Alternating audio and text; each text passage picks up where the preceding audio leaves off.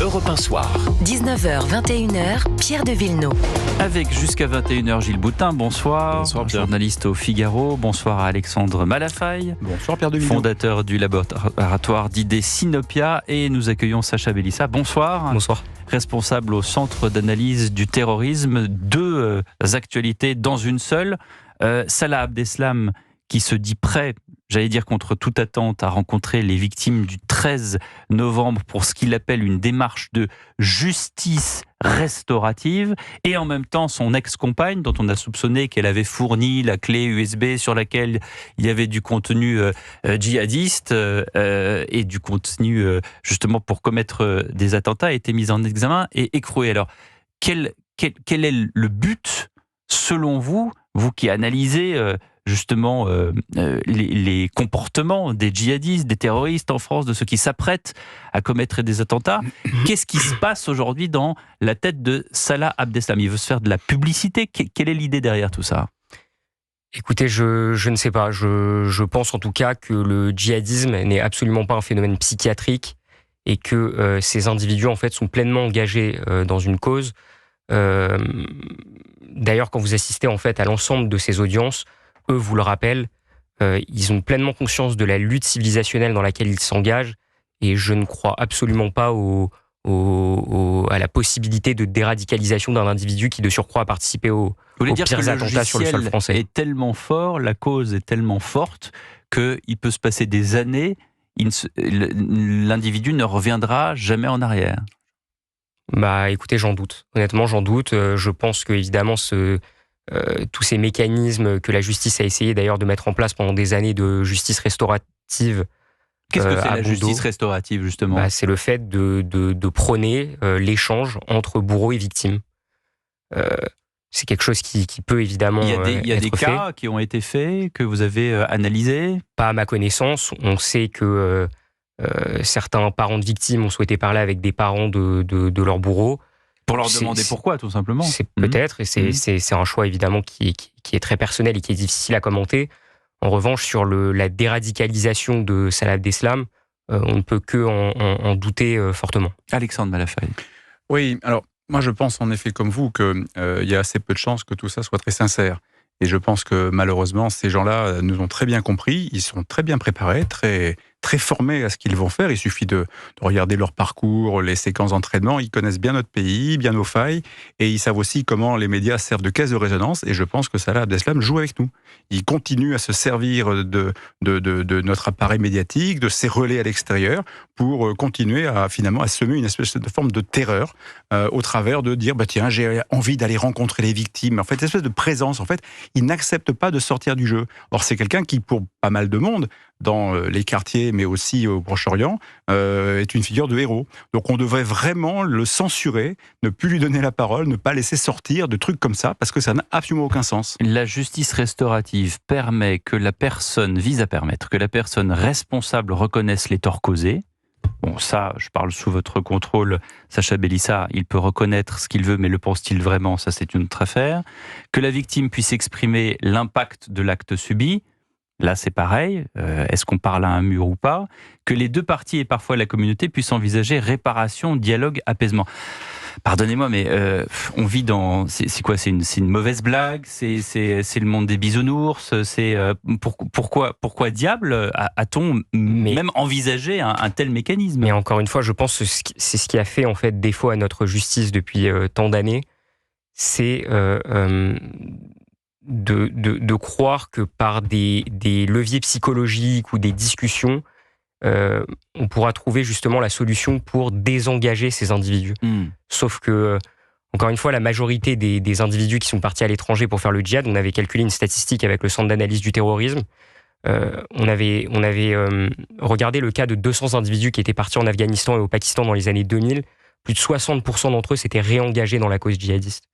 Et pourquoi? Parce qu'encore une fois, il s'agit d'un phénomène politique et pas du tout un phénomène psychologique. Gilles Boutin. Oui, j'ai repensé à deux citations, l'une récente qui est celle de la chef de la DGSI, le renseignement intérieur, qui a dit que Salah Abdeslam demeure radicalisé. C'est simple, CQFD. J'ai repensé à une autre déclaration datant de 2016 qui avait été prononcée par son avocat belge, qui avait dit, il était très content de le voir repartir en France et de ne pas avoir à s'occuper de son cas, parce qu'il avait dit que Salah Abdeslam avait l'intelligence d'un cendrier vide, que le vide dans son esprit était abyssal et qu'il faisait partie de cette génération qui a été bercée à GTA, et je reprends son expression, que c'était un petit con de Molenbeek. Bref, un garçon sans aucune envergure. Ma question, vu que vous avez suivi ces personnes, ces terroristes qui sont passés à l'acte, les victimes qui rencontreraient éventuellement leur bourreau en quête de réponse, ne risquent-elles pas d'être déçues par la teneur et la qualité de l'échange, dans la mesure où le radicalisme prospère sur la vacuité? Écoutez, moi je suis en désaccord en fait avec ce constat. Pourquoi ? Parce que la majeure partie des individus que j'ai pu suivre justement au tribunal n'étaient pas bêtes. Et c'est-à-dire qu'en fait, cette sociologie de ce contingent est l'exact reflet de la population. Vous savez, évidemment, une majorité qui n'a pas fait Polytechnique, mais comme dans les rues en France. En revanche, vous avez aussi des individus qui ont exercé des métiers à haute responsabilité. Je pense notamment à un individu qui s'appelle Reda Ham, qui a travaillé pendant des années dans une filiale d'Airbus qui s'appelle Astrium et qui avait été, pour le coup, habilité secret défense pour son travail. Et c'est l'illustration, en fait, qu'il y a une vraie hétérogénéité et que ces individus, dans leur ensemble, ne sont absolument pas stupides. Quel est le logiciel de ces individus ? C'est-à-dire qu'en apparence, ils sont comme vous et moi, ils arrivent à se faufiler, à prendre l'aspect de quelqu'un d'autre, et en réalité, se fomentent derrière tout un projet ? Il y a une part, effectivement, de ce qu'on appelle la taqia, c'est-à-dire la dissimulation, mais certains d'entre eux assument aussi cet engagement. Quand vous les suivez justement devant les tribunaux français, vous en avez une partie très importante qui assume cet engagement et qui sont extrêmement fiers d'ailleurs d'être partis mener le djihad à l'étranger. Ça, c'est une fois qu'ils se font interpeller et qu'ils sont devant la justice. Mais tant qu'ils ne le sont pas, ils arrivent à raser les murs, comme on dit, et à s'intégrer à un groupe, justement, pour c'est évidemment un jeu de clandestinité. Oui. La majeure partie du temps, on ne s'affiche pas comme djihadiste, effectivement, en France. Mais après coup, oui, effectivement, beaucoup d'entre eux assument. Et d'ailleurs, en prison, il faut savoir une chose, c'est que les prisons françaises aujourd'hui sont des forteresses anarchiques extrêmement poreuses. On l'a vu d'ailleurs avec le cas de Salah Abdeslam qui a pu obtenir une clé USB et qui contenait justement de la propagande apparemment.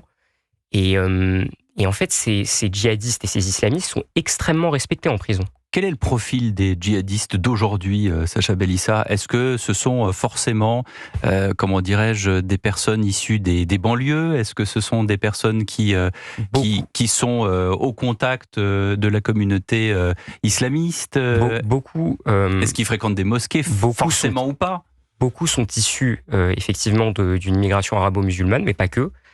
Et il faut savoir que le djihad a énormément évolué. C'est-à-dire qu'on a connu dans les années 80, 90, un djihad extrêmement élitiste, sophistiqué, qui était incarné par Al-Qaïda.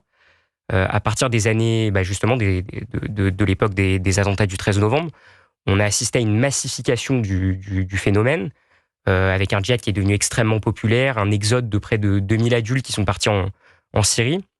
Et aujourd'hui, la nature de la menace a beaucoup changé. On voit une forme d'hybridation entre délinquance et islamisme. Et d'ailleurs, le parquet national antiterroriste peine parfois à qualifier certaines attaques au couteau parce qu'ils ont du mal à... Ou comme à Oléron d'ailleurs, parce qu'on voit que quand même la personne s'est renseignée sur des sites djihadistes, il dit qu'Allah lui a confié une mission et le parquet national antiterroriste, au tout premier chef, n'a pas été saisi. Effectivement, j'ai pas saisi l'affaire. Effectivement, moi j'ai pas eu accès au dossier, mais c'est très compliqué pour le parquet national antiterroriste de qualifier certains actes de terrorisme dans la mesure où parfois en fait il n'y a pas d'entourage, c'est-à-dire qu'on a des individus aujourd'hui extrêmement jeunes, il y a un vrai rajeunissement aussi de cette menace djihadiste. L'intégralité des individus qui ont été interpellés cette année pour des projets d'attentat avaient moins de 21 ans. C'est donc on est en quête de quelque chose quand on a comme ça entre 18 et 21 ans, on a envie de se prouver quelque chose en fait, à soi-même aussi. Il y a effectivement une forme de dynamisme lorsqu'on est jeune et on est on cherche effectivement à faire gagner et dominer ses idées, voire sa civilisation. Alexandre. Oui, vous avez reçu il y a quelques jours Jean-François Ricard, l'ancien procureur national antiterroriste, qui vient de sortir un livre avec Gilles Kepel, justement, sur 30 ans de lutte contre le djihad. Et Jean-François raconte très bien ses entrevues en tant que juge d'instruction, puis après en tant que procureur, avec ces djihadistes. Il en a quand même vu un paquet.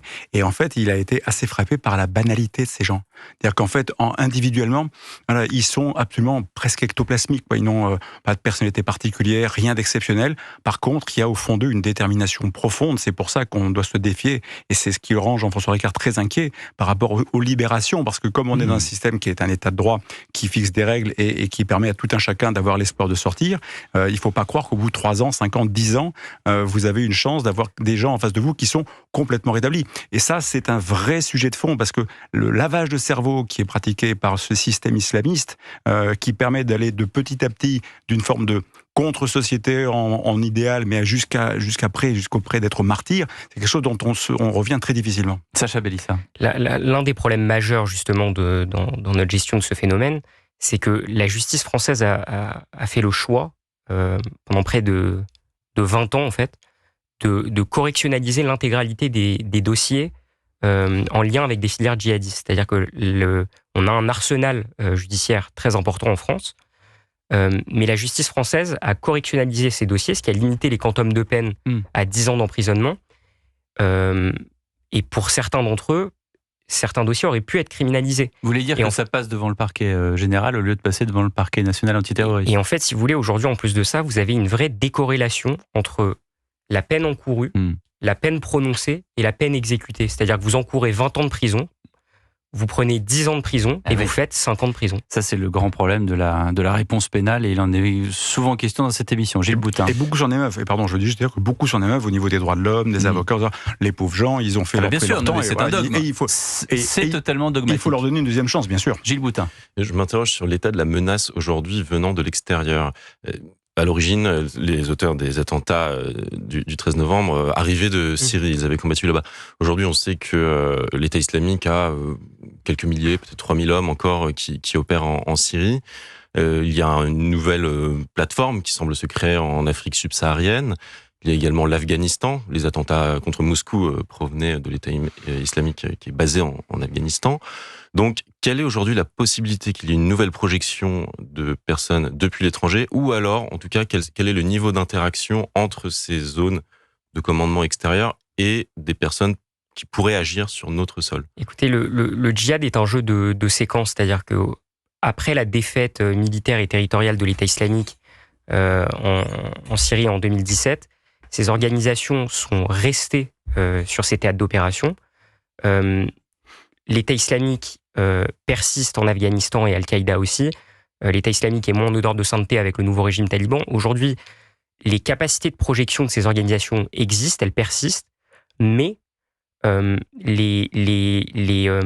l'État afghan et l'État syrien, je pense, n'a pas intérêt à ce que des attentats soient projetés depuis chez eux pour éviter en fait justement une nouvelle intervention américaine et une nouvelle intervention occidentale sur leur territoire. Maintenant, c'est quelque chose évidemment qu'il ne faut absolument pas minimiser, même si aujourd'hui la menace est surtout présente sur notre sol. Elle est présente sur notre sol et elle est quotidienne. C'est-à-dire qu'aujourd'hui, des attentats, on oublie toujours de le dire, mais les services sont au taquet. Ils déjouent des attentats tous les jours. Et comme vous le dites, avec cette hybridation, ça va du groupe très organisé qui parfois vient avec des aides extérieures. Et puis parfois, c'est quelqu'un d'isolé qui a regardé 3 vidéos et qui va confectionner, ou même avec juste un simple couteau qu'on peut trouver absolument partout et qui va s'en prendre à des gens. Effectivement, et ces attaques au couteau sont aujourd'hui tellement répandues qu'on en oublie certaines. Il y a, je pense notamment à un chrétien qui a été assassiné il y a 1 mois, qui se prénommait Achour. Et le PNAT, en fait, a mis du temps. Vous parlez de cet homme en fauteuil roulant à Lyon. Tout à fait. Et, chrétien irakien. Exactement. Qui a été. Tu t'en prends à un chrétien irakien qui est dans son fauteuil roulant. Voilà. Qui apparemment a été assassiné par un Algérien qui, je crois, était sous OQTF et qui peut-être était en lien avec l'ISKP, donc l'État islamique en Afghanistan. Et pour le parquet national antiterroriste en France, en fait, ces événements sont tellement répandus Et là, en l'occurrence, on ne sait même pas en fait si cet individu est en contact avec d'autres personnes et du coup, c'est très difficile à qualifier. Merci beaucoup Sacha Bellissa d'être passé par Europe 1, responsable au Centre d'analyse du terrorisme. Je vous signale que Pascal Praud, c'est 2 rendez-vous par jour sur Europe 1. D'abord l'heure des pros en codiffusion avec CNews, 9h, 10h. Et puis Pascal Praud et vous l'après-midi, c'est de 16h à 18h pour débattre de l'actualité sur Europe 1, la radio libre. Et nous, on se retrouve dans un petit instant pour le rappel des titres de l'actualité et la suite des débats sur Europe 1.